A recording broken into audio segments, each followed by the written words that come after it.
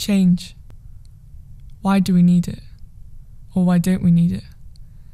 Everyone seems to get on fine without it. Just fine. Without change, everything is the same. Everybody does everything the same. 7 a.m. Wake up. Go about your simple morning routine. Get changed into your same monochrome uniform, just like everyone else. 8:30 a.m. Leave your residence and proceed with your daily commute to work.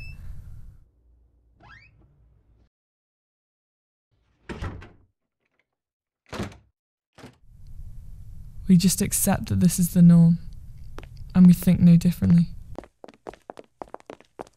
Why would we? Life is easier this way. There are no decisions, just set routines. In fact, there is so much repetition you hardly have to think, and you follow.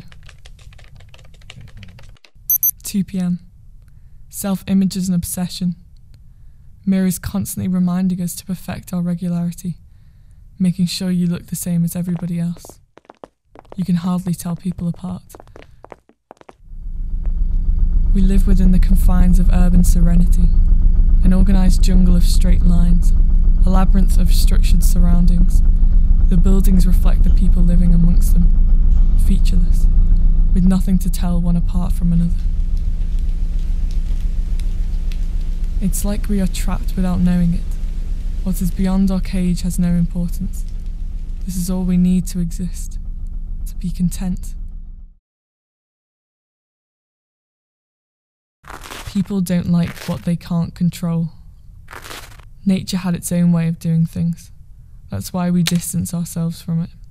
It was abandoned, removed from our lives so as not to contaminate our perfect order.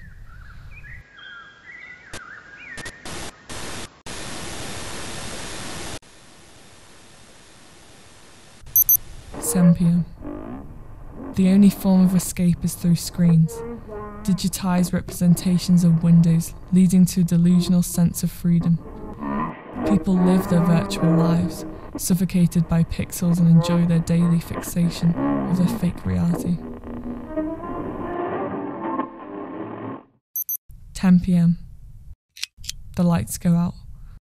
All is still. Peaceful. The same shadow covers all. People dream their monotonous dreams, reflecting the repetitive, featureless days that merge into one. That's where it began. My dreams were a different reality. Incomprehensible flurries of light and dark, sounds quiet, loud, distorted movements and convoluted actions that were nothing like anything I had ever seen, felt or heard before. It was more of a nightmare. I would wake up, scared and alone. For the first time in my life, I was different, and no one else was.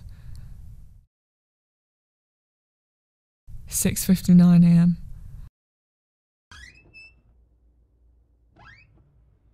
No one would understand or even believe these recurring dreams.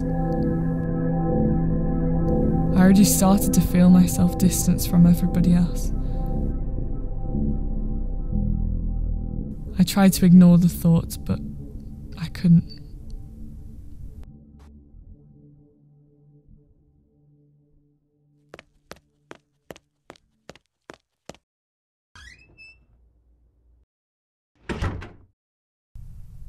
(9:42 p.m). The sense of isolation was unbearable. I was so used to fitting in, knowing what was to come and being part of the system. Now, I waited for the unknown of the night. And then, something did make sense.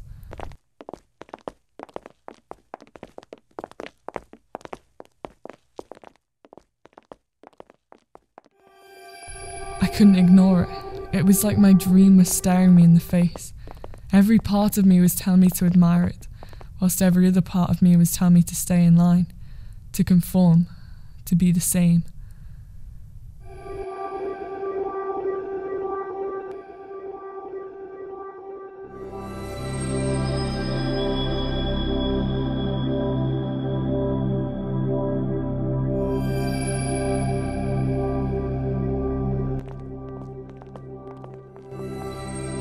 had never made a decision before.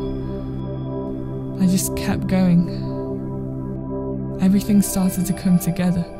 I had seen it all before. This new world was so chaotic, but so free.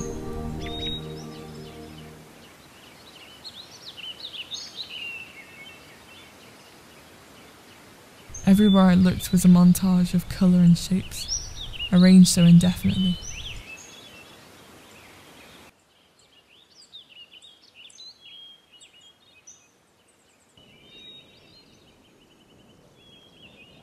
I didn't know what to expect in this new world.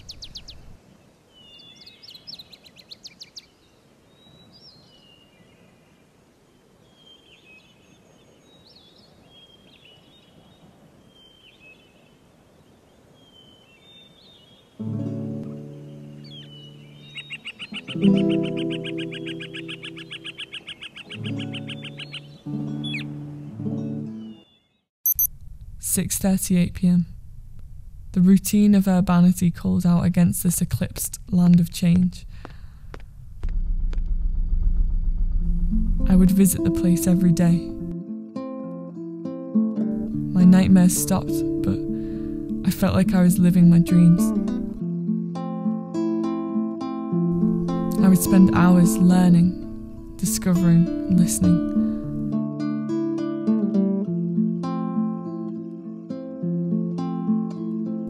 The time of day would always come when I needed to dissolve back into the rhythm of society, becoming just another insect on the hive. 5 p.m.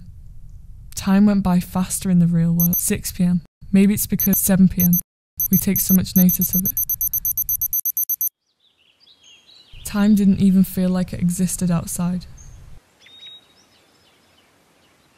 It didn't need to exist. Neither did routines, expectations, systematic order, mirrors or similarities.